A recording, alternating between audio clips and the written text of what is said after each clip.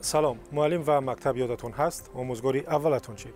اگر مخالف نباشید درباره آموزگاران خود صحبت کنیم که به ما درست حساب کردن پول و مهمتر از همه خواندن و نوشتن را آموختند.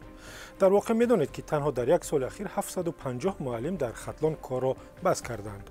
در آزادی آنلاین امروز درباره قدر آموزگاران و از مکتب‌ها گریختن آنها صحبت می‌کنیم.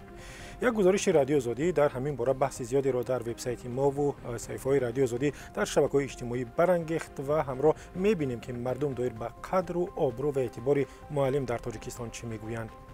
از شرح کاربری از وبسایت رادیو آزادی آغاز میکنیم که خود را ذوق بیگ احمدов معرفی کرده است و میگوید که معلم بود. او نوشته: من دانشگاه را با اختصاص زبان انگلیسی ختم کردم. 3 من بلاک ریخته عذاب کشیده درس خواندم. 1 سال از فن زبان خارجی درس گفتم. معاشم 735 سومانی بود. من هم ترک آموزگاری کرده به روسیه آمدم. شاگردانم به آموزگار ماندند.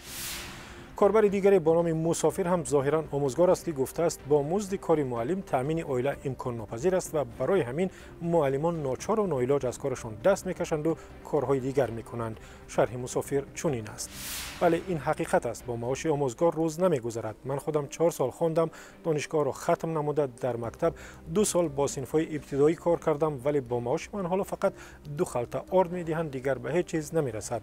مجبور شدم صنفم را پرتافته 11000 سومانی قرض گرفته به مهاجرت آیم. کاربر دیگری نوشته است که حکومت تاجیکستان باید آموزگاران را دستگیری کند، زیرا با این حال وضع مکتب و دانشگاه‌های کشور بد می شود.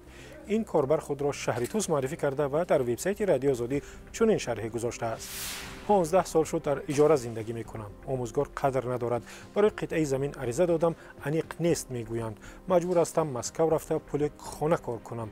از مسئولین خواهش میکنم آموزگاران جوان را دستگیری کنند تا ما هم صاحب خانه شده در وطن خودمان آزاد نفس کشیم.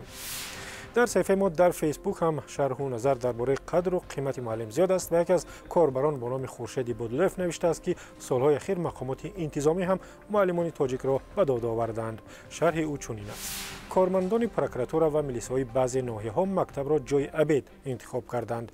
مثال عادی: به درس معلمان در آمده کیسه طلبه‌ها را میکافتند و اگر مبادا تلفن موبیلی پیدا کنند روی معلم سیاه جریمه هنگفتی را بهانه ساخته پول طلب میکردند.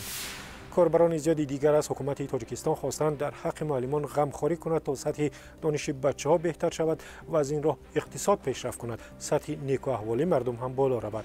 به نوشته کاربران پیشرفت هر کشور به قدر معلم و سطح دانش مردمش سخت وابسته است. شرح با این مضمون را از صفحه رادیو آزادی می‌خوانیم که کاربری با نام فضل‌الدین نجم‌الدینov گذاشته است: پیشرفت دولت آموزگاری با فرهنگ و صاحب علم است.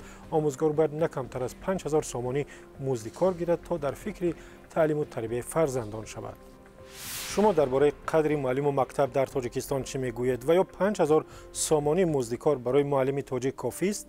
به ما نویسید، چه از طریق وبسایت ما که نشانیش را میبینید و یا چه از طریق واتساپ و وایبر و ایما و تلگرام که رقمش نیز پیش چشمتان هست. آزادی آنلاین به پایان رسید. من طاهری سفر هستم و اینجا رادیو آزادی است.